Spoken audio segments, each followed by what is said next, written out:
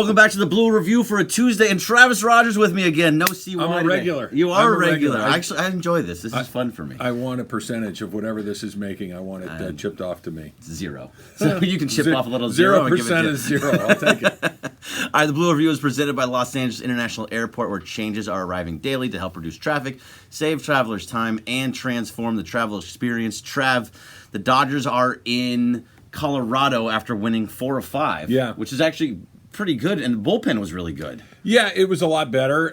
The 4 of 5 was needed. They had not been playing well. It kind of let everybody calm down a little bit. I thought that what Dave said was really interesting, that we're in a better place now than we were a week ago. Sure, I don't want to say they got lucky against the Angels because they played really well, but they were they didn't score a ton of runs. And then the 2 wins they had against Houston, one was kind of a normal one on Friday. The one on Saturday was a little lucky. So I still don't love the way that they're playing, although they won some games. They did win some games, and I think, they came back and won. So I like the way that they came back and won on Saturday and made a big deal there. And then they almost did it again on Sunday. They ended up losing in extras, but the fact of the matter is they were down and came back from behind. So it's kind of that old school baseball, the old school Dodger baseball that we were used to seeing. And so do you think that they're on the way back?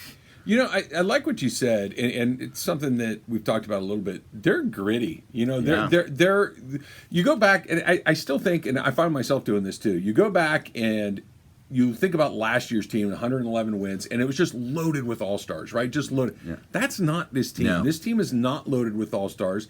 They're really tough. They're gritty. They grind at bats, and I think you're right. I think this is a team that is going to, they're not going to have that stretch where they win 20 of 25. That's just not who they are, but they're pretty tough. They're pretty gritty, and I think that's how they're going to go about winning games. It's just by come back here and there, have your bullpen be good for a week, maybe not so good for a week. That's just who they are. But would you be surprised if they did go on some 20 or 25 run, though? Yeah. You would be surprised. Yeah, the bullpen is pitching. With the pitching, you're just to win 20 or 25, your pitching needs to be tremendous, and their pitching is at its best only pretty good. Yeah, so I think that's where the interesting part is, because the biggest problem, it wasn't the starting pitching for a while, even though Syndergaard was terrible, but it was the bullpen, and the bullpen would blow every single lead they got. Mm-hmm. If they are finding themselves back, and I think Daniel Hudson's close to coming back, right?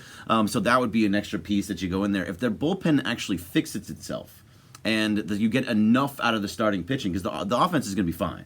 Like the top of the order is going to do what the top of the order is going to do and get you runs. So I mean, if they can figure out to keep that batting moving, and the bullpen is fine, I think you can overcome whatever issues you have with guys like Bobby Miller not doing as great as he was before, or Gonsolin not doing as great as he was before. I think Sheehan is going to be interesting, what he does on Thursday? Sheehan's been super interesting. I think that the market correction, as I'm calling it, for Bobby Miller was inevitable. I think it's inevitable for Emmett Sheehan as well.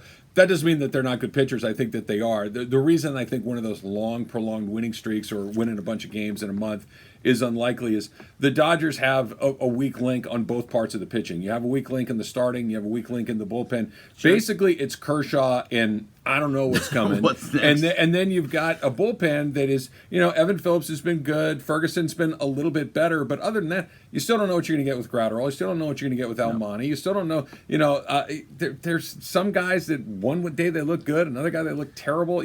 But when you have both of those things misfiring occasionally, it's hard to get on one of those roles. So if you got guys like, Phillips, good. Yep. Ferguson gotten better. Yep. And let's say Daniel Hudson comes in and he's your, 7th inning guy. Sure. And you have your 7, 8, 9 locked down like we've talked about before. Mm-hmm.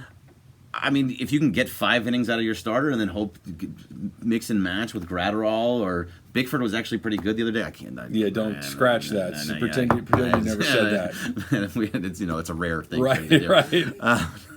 No, look. I think it's there. I think the pieces are there, is what I'm saying. They're like right on the edge of being on a huge run. Other than Kershaw, if you had to place a bet on who you're guaranteed to get 5 innings and 2 runs or less, who you're putting the money on, that's the problem, right? You just don't know who it's going to be. I want to say Gonsolin, but he didn't do that on Sunday against Houston. This is why it's actually 2 in a row. I would love for Gonsolin to settle in and be the guy he was last year. I'm hopeful that maybe he can find that, but that's last year's. They got a guy. It's like, okay, let me see it again. Let me see it again. He doesn't attack the strike zone the way that and he knows it. You hear Dave talk about it. You hear him talk about it. They're just guys that, for whatever reason, he goes into nibble mode, and it just doesn't work all that well for him. They got holes. This isn't just a team that's been like. The good news is their holes are kind of normal holes. They're like the holes of most of the teams in the National League, other than maybe the Braves. I think they're in a pretty good spot, but I just don't think they're going to have that run where it's like, oh my gosh, they haven't lost a game in a week, and then they lose one, win 8 more in a row. I don't think that's them. I think I got a little bit of Pollyanna in me, but that's all right. I still think they're going to win the division. Yeah. I still think that they're probably that. Yeah. I still think that they're probably, as currently constructed, the second best team in the National League behind Atlanta. And being the best team doesn't guarantee you anything. We've seen that year after year after year. You just got to get in and be at the right point. Yep. So what's interesting though is that Emmett Sheehan is going to be pitching on Thursday. Yep. I know that's not for a couple days, but I'm interested to see what he does in Coors Field. It's a different animal pitching in Coors Field than anywhere else. If he can look like he has the first 2 starts that he's pitched, maybe there's something there. But if he gives up runs and he gives up home runs, because that tends to happen at Coors, we could look at it and be like, all right, so let's just take a little bit of a breath on him. Not that he's a bad pitcher. No. Take a little breath.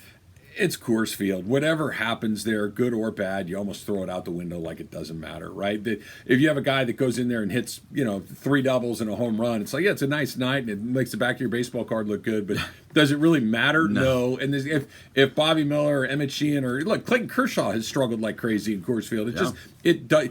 Find a way to win the game. Get out of there with your win, whether it's 10-9 or whether it's 4-3 or whatever it is. Just win and get the hell out. I think that's the most important thing. And so we'll see what happens, though. Thank you very much, Trav. Appreciate you being on the Blue Review. Thank you to LAX. And I wanted to give a big shout out to Carlos Sanchez, who won the Mookie Betts bobblehead. Sweet. Just the other day. So congratulations to him. It's Los. He's the vice president of the Handsome Man community, according to his Twitter profile, and also to Clinton Yates. So thank you to those guys, and we'll talk to you tomorrow. Maybe not Trav. Maybe Trav. Maybe. You could be back. You never know. Thanks a lot.